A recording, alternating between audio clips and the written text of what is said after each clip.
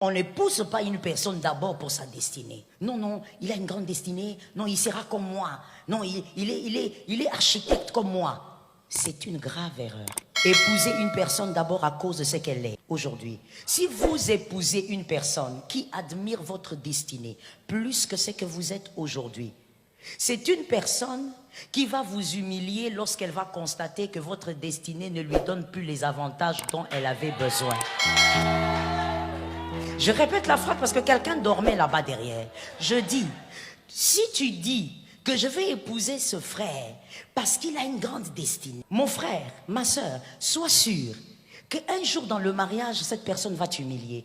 Parce que le jour où elle va constater que ta destinée ne lui donne plus les avantages rêvés, l'humiliation arrive. C'est là où vous voyez dans les foyers certaines femmes qui manquent du respect à leur mari. Elle est insolente, elle est arrogante. Tu demandes, ah, vous savez, le mariage est un mystère, hein? Évitez celui qui s'intéresse uniquement à ce que vous faites plutôt qu'à vous-même. Faites attention avec ça. Vous savez, généralement, ça paraît beau. Généralement, ça paraît bien. Ça paraît même correct. Mais c'est tellement incorrect. C'est tellement nocif. Une personne qui s'intéresse plus à quoi? À ce que vous faites. En d'autres termes, à ce que vous êtes plutôt qu'à vous-même. Faites attention avec ça. Se marier avec une personne d'abord pour sa destinée est un danger. On n'épouse pas une personne d'abord pour sa destinée. Non, non, il a une grande destinée. Non, il sera comme moi. Non, il est architecte comme moi. C'est une grave erreur. Épousez une personne d'abord à cause de ce qu'elle est aujourd'hui. Si vous épousez une personne qui admire votre destinée plus que ce que vous êtes aujourd'hui, c'est une personne qui va vous humilier lorsqu'elle va constater que votre destinée ne lui donne plus les avantages dont elle avait besoin.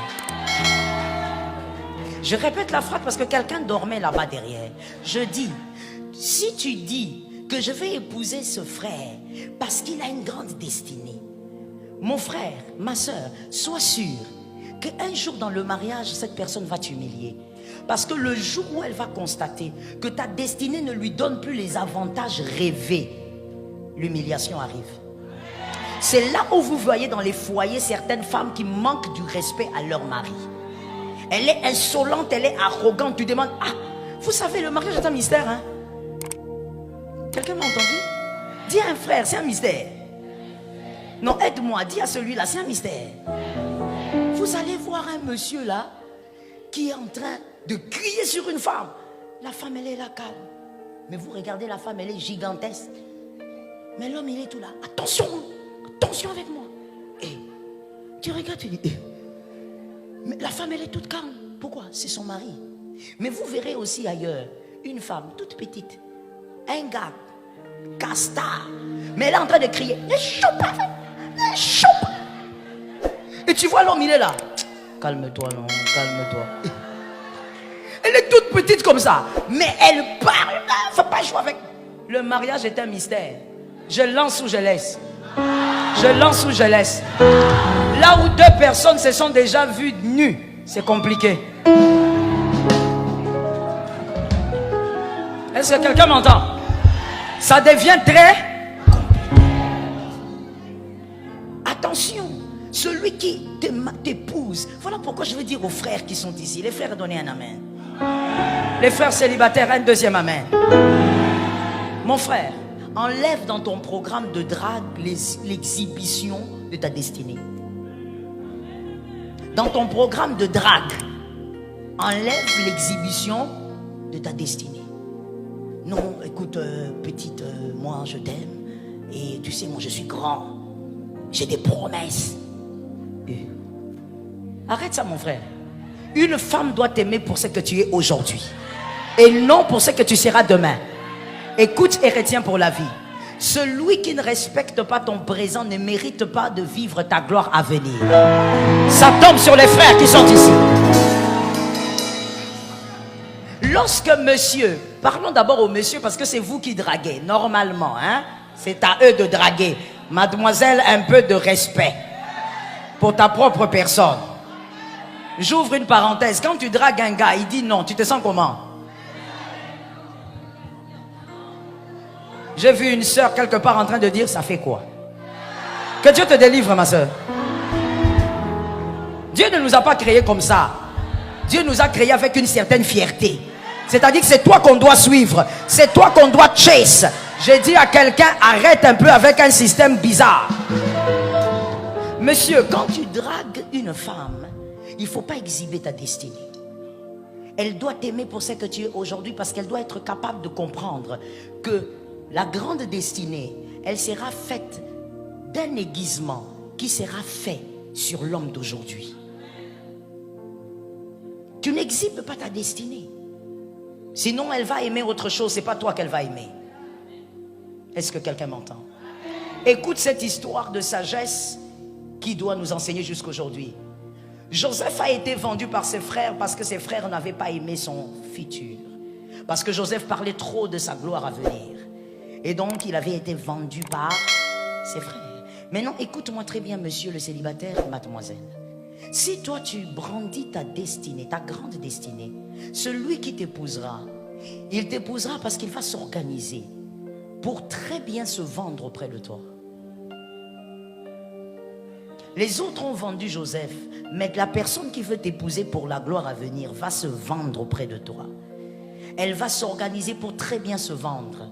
C'est-à-dire que devant toi, mademoiselle, il sera l'homme le plus gentil. Devant toi, monsieur, ça sera la meilleure des femmes que tu aies rencontrées. Elle se vend. Pourquoi? Parce qu'elle veut être attachée à la destinée que tu brandis.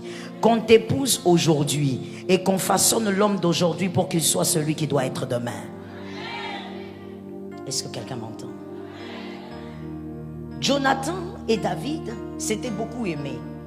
David, ou même Jonathan, avait aimé le présent de David. Voilà pourquoi dans la gloire de David, David a cherché Méphibosheth. Celui qui ne peut pas aimer ton présent ne pourra pas être avec toi dans l'avenir. Tu ne peux même pas l'amener là-bas. Est-ce que quelqu'un m'entend bien? Tu ne peux même pas l'amener là-bas. Je parle ou je laisse? Des fois, je vois des personnes qui disent, oh, quand mon mari fait un post, il poste sa photo. Les gens qui disent, oh, le pasteur. Très élégant. Vipère. Oh, le pasteur. Ma soeur, ça fait 20 ans par la grâce de Dieu. Il y a 20 ans, il était toujours beau. Mais, informe. Les types de pantalons qu'il mettait. Je te dis que toi-même, tu vas te poser la question. Merci. Alors, je disais que, à l'époque, informe et vite. Mais la vision de l'aigle. Est-ce que quelqu'un m'entend?